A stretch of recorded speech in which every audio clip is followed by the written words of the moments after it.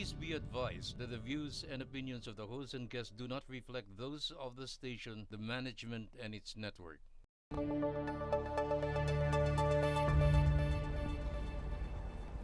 Itong nakaraang linggo, ang isang usap-usapan sa buong bayan at hindi lang po sa bansang Pilipinas kundi internationally ay itong biglang pagpanaw po ng dating presidenteng Noynoy Aquino. And of course, maraming kontrobersya. Yung iba sabi, huwag haluan ng politika, pero may iwasan po ba? And yung iba nga tawag sa naging nakagawian na ng mga grupo doon sa Aquino movement, no, na nasasabi na necropolitics. Yan ba ay binubuhay ngayon? We will see. But before we go on, let's have some updates. Of course, we are three opinion writers, and every time we have new articles, we report it to you, so you can look at it on the internet. And this week, si Maestra Ana Malindog-Uy lang po ang may bagong artikulo. Ito po sa Sovereign PH lumabas. Last week, of course, we featured her article in ASEAN Post. This week po, ito po ang pamagat. US steering the waters. Is G7, the group of 7, still relevant in today's dynamic world? Tatanungin natin si Madam Ana, anong buod ng artikulo mong ito? What's the summary? Okay, ang pinaka-buod niya is parang sinasabi ko lang at kuni-question kung relevant pa nga sila sa mundo right now, yung G7, which are group of democratic, wealthy nations, including US and also France, the UK, and all that. No? Probably because you have already the emerging powers of Asia. You have China, you have even Russia is even one, and you have India even, you have Brazil and all that, no? So it's a question, why is it that you have this J7? At the same time, nakasentro din yung ang article dun sa aspeto na they want to compete with the Belt and Road Initiative. So Biden was saying na I have this $40 trillion Build Back Better World. Yeah, but the question that I'm asking is, would it be possible? Where is the funding coming from? Saan ba manggagaling ang pondo niyan? Unlike the Belt and Road Initiative, it's very organized. No, it's well conceptualized, and it's running already since 2013. There's already 129 nations included, and 70, more or less 70 international organizations involved. No, and it's an organized thing. It's an organized concept of a infrastructure program with so many elements like peoples-to-people relation, cultural exchanges, and all that. That unlike the other one who's like out of whim, just to counter the rise of China and to counter Belt. So those are the questions that I was asking and explaining in that article. So please. Check sovereignph.com. It's a news online. You can also read many opinions in there. Opinion columns of Mentong and also of Kaado. And also of General Parlade, Mauro Samonte, Charlie Manalo, and so on. Let's ask Kaado kung meron siyang bagong... Well, simple lang ako dito sa issue na ito. Yung Belt and Road Initiative is for the progressive development of the participants.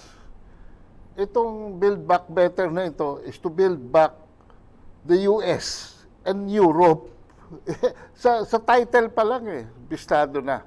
No? So yun lang ang difference.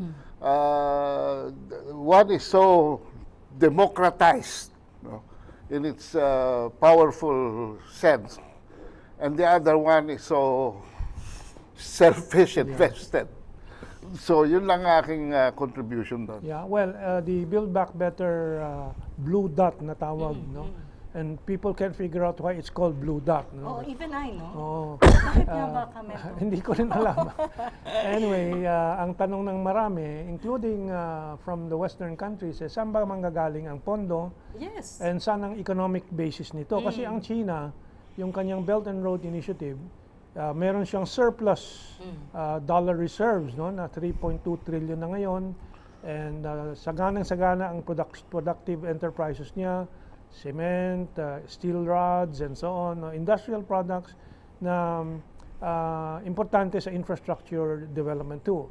So marami din siyang mga produktong consumer goods na mura na pwedeng isama dyan sa trade sa kanilang binubuksan na Belt and Road Initiative countries, and so vice versa, raw materials back, and then investments, back and forth, so well, we will see what will Yes. happen, but because primarily yung proposal ni Joe Biden is public-private partnership, which really is private in the end, in the Correct, final analysis, hahanap ng tubo yung mga negosyo. So, doon lang dehado na yung programa ni Biden. Dahil ang China po, hindi tubo ang hinahanap, kundi yung development. At yung tubo o profit, they can wait for 10, 20 years pag nag-develop na yung merkadong yon. mature na siya.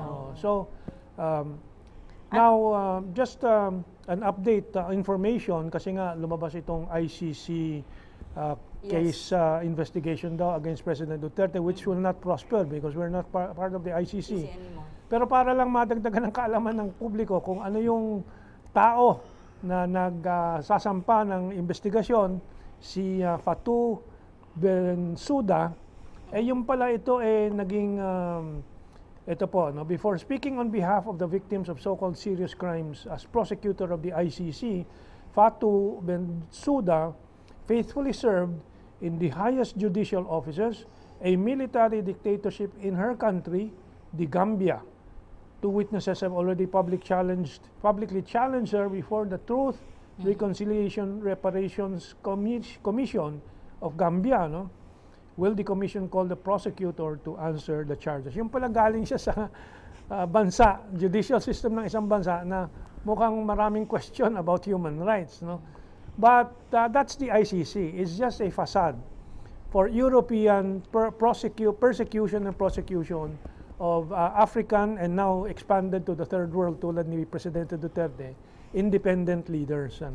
So, ayan lang. If you want to react to that information, Si Fatua, parang ang dami niyang criticism kasi ang sinasabi nga, lahat ng tinitira talaga ng mga leaders ng countries, mga Africans. So ngayon, parang gusto niyang sampulan dito sa Pilipinas si Duterte kasi hindi African. Pero even the US was actually criticizing him. It was Mike Pompeo, di ba? kasi nga, yung ICC also wanted to investigate the crimes of the US.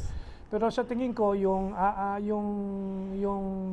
so-called conflict ng US at ICC, drama-drama lang. Kasi para ma-boost ang credibility ng ICC. Kasi nga, ang impression ng marami sa mundo, tina-target lang ng ICC yung mga independenteng leaders ng third world. Kaado, if you have anything to add? Well, I'm comfortable with our position here because the presidential spokesman is the only Filipino who is accredited by the International Criminal Court, and he knows his law. He knows his international law. Second, we have already opted out. We have abrogated our membership in the ICC.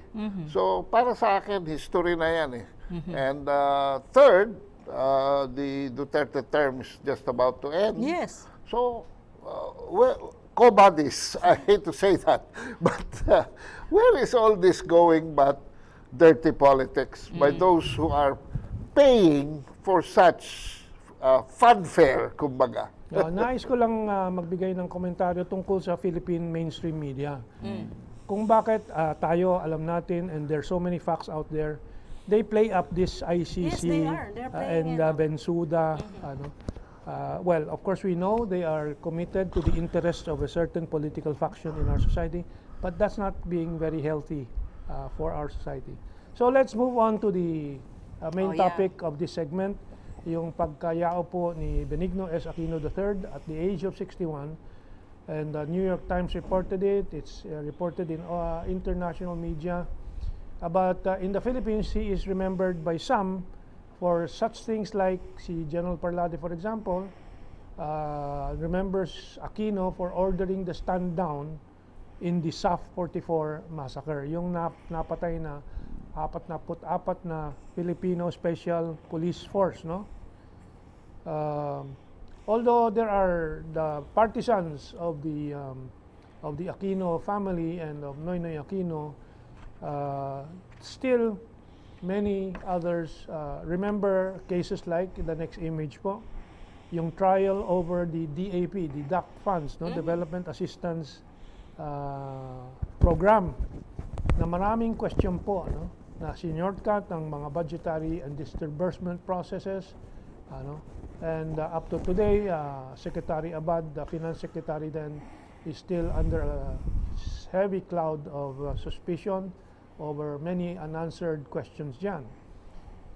Of course, many are saying, let's respect the dead and so on. But from what we recall, ito po ang headline ng ABS-CBN, Citizen Noynoy joins call to junk Marcos hero burial. And some others naman, like si Ethel Pineda, whom Bobby Tiglao reposted nung kanyang post, no? He was a man-child thrust into politics to take care of family interests, sabi ni Ethel Pineda. He was obviously not equipped. The next image, if we can have that. Yan, and probably preferred to be left alone with the things that amused him more, which like video games and so on. With no? with He his coped by assuming the kids. disconnect we often observe. Anything more than that would have broken him completely. What a sad life, leaving at its wake ruin for many. The cruel jokes the universe sometimes plays on us. No? Of course, another post from another person, 8 tourists dead. I almost forgot about the tourist that dead in 2012. Ganyan katagal na, yung Hong Kong tourists. No? Of course, the SAF 44. Then the Yolanda casualties. 6,000 sabi nitong and isa. also the CJ. Chief Justice Corona. And then the Deng Vaxia deaths. That's some legacy, sabi nitong isa. So, yan po ang we're going to ask reactions from Kaado and from Ana. So, should people keep quiet about the more painful history of a former leader who has passed away? Or some would say, let it pass and maybe later on discuss it. No? Anong tingin mo, Kaado? Well, this is very special to me because in 2009, in August 2009, when the Liberal Party started announcing that they were drafting Noynoy Aquino into the presidency for the 2010 elections, I emailed a lot of people here who were my friends because being part of the Doy Laurel Unido in 1986, we were dragged into diplomacy with Ambassador Emmanuel Pelaez, and I was in tow, in Washington, D.C. And we served the country during the Cory Aquino administration. And we were very close to the president because the agenda was being fixed from Washington, D.C., the agenda of economic recovery. And I was privy to the fact that the mother was very much opposed to Noynoy even becoming senator, and if she were alive, I knew she would have held a violent objection to his son running for president. And well, this is now part of our ignominious past. But I was criticized. I was demonized. I was in the U.S. and I said, "What? You guys, you know what's good for our country. You know what's good for Noynoy. You know what's good for the Aquino family. Why are you pushing him to hell?" And, I won't mention names here anymore, but during that time, social media was run by emails. I got a ton of demonizing emails, criticizing me and saying, well, I said, if you guys are for winnability only, I am for the country.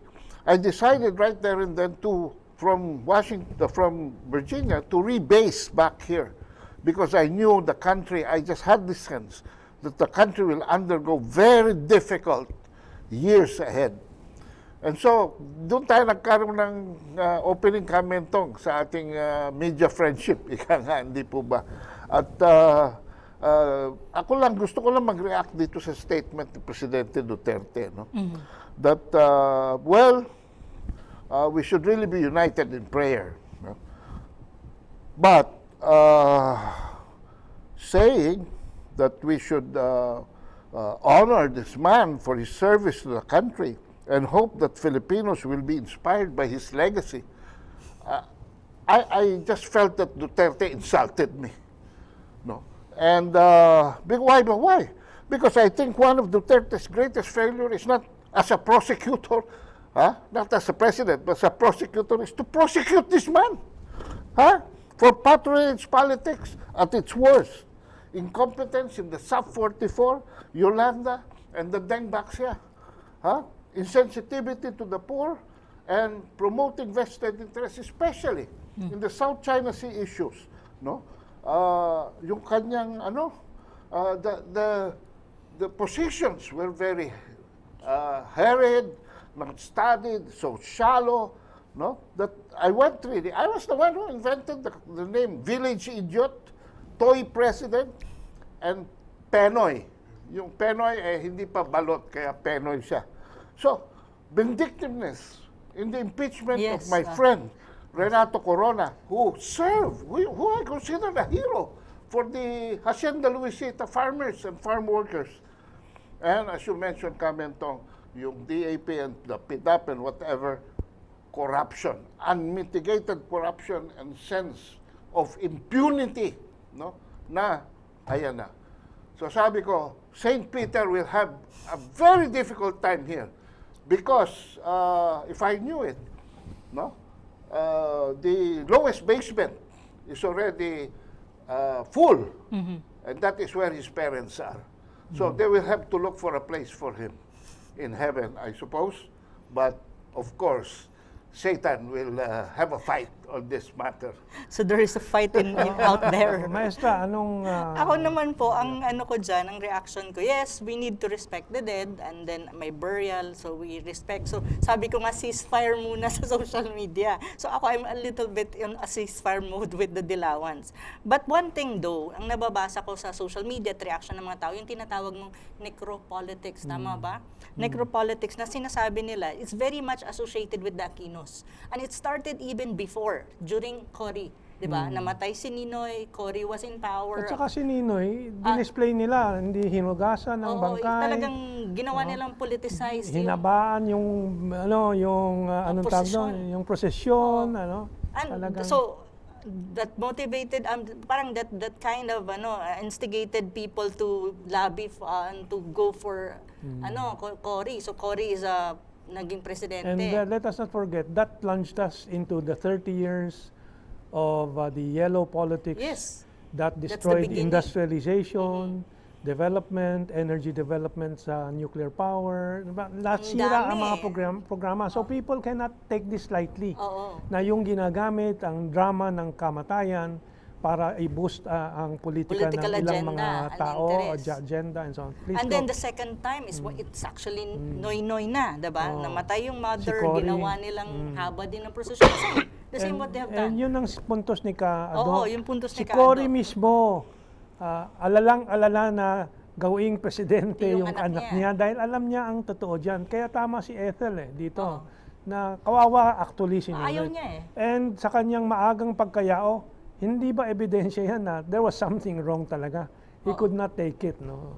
Oo. So ngayon yan na naman. So ngayon naman ang tanong, which is nagiging joke nga sa social media is, so nawala si Ninoy, election next year, so baka naman Noynoy. Si Noynoy, election next year, baka sayang daw si Josh Bata pa.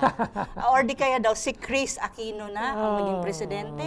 So there's this kind of, speculations because it's already been there. Yung necropolitics na yan associated kay, sa mga Aquino. But ang ano ko naman dyan, ang stand ko, I don't think that would happen in the 2022 election precisely because medyo gising na ang Pilipino. At alam na nila yan, naiintindihan na nila kung paano ginagamit sa politika itong mga ganitong bagay na. Which brings me to question elections nga. Yes. At yung kapasidad ng populasyon, pagka hindi pa handa, na bumoto ng matalino. Let's face it, napaka-emotional at emotional isa, the other is financial.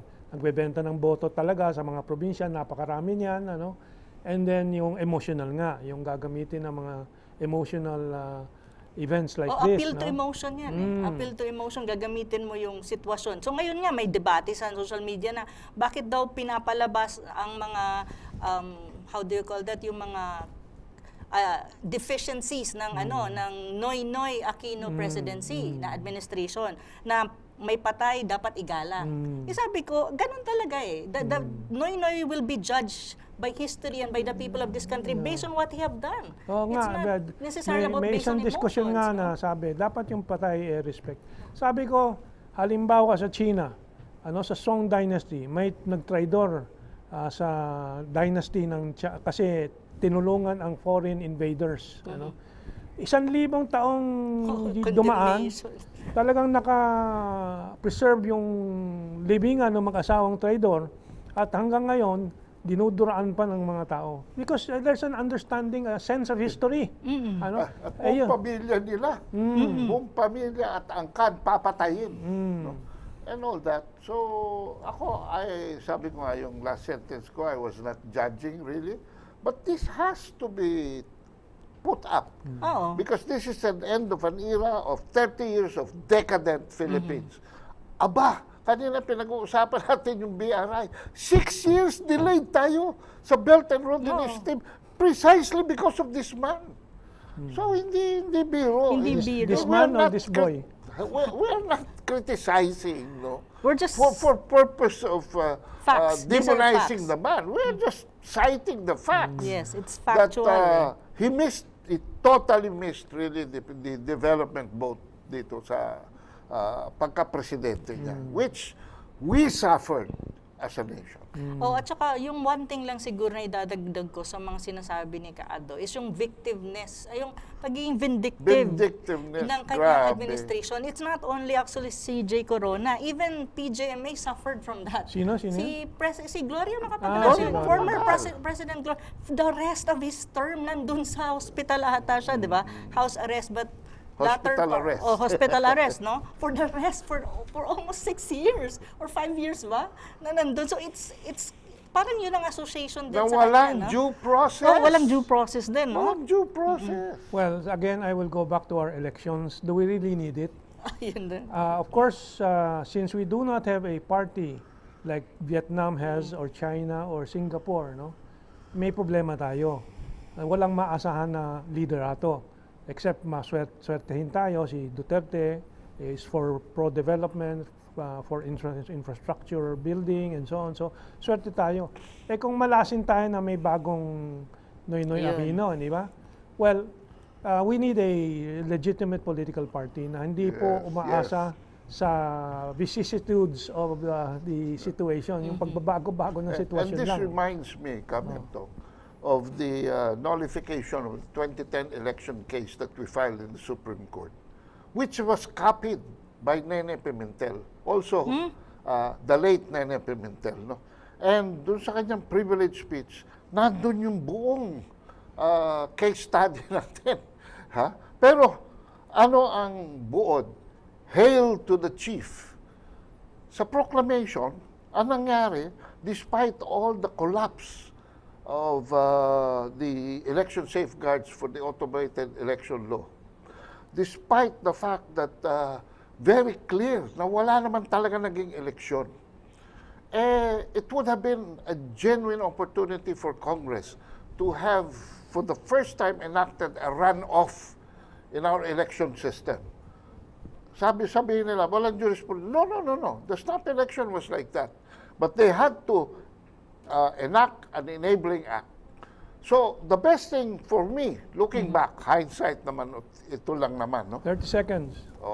Ay, dapat, ninullify nila yon and called for a runoff election, which could have added to our election system and could have improved it, instead of legislating Okay. for the presidency. Because you mentioned legislation, our legislators had the vested interest to retain the bad and wrong electoral system. Kasi silang nakaupo, ayaw nila baguhin, ayaw nila i-improve. We have run out of time again. So we'll continue next week with other issues. And please stay tuned to the Golden Nation channel, the new GNN. Kabuhay po. And of course, in behalf of our co-anchors, I'll just say thank you and keep watching the events in the coming days.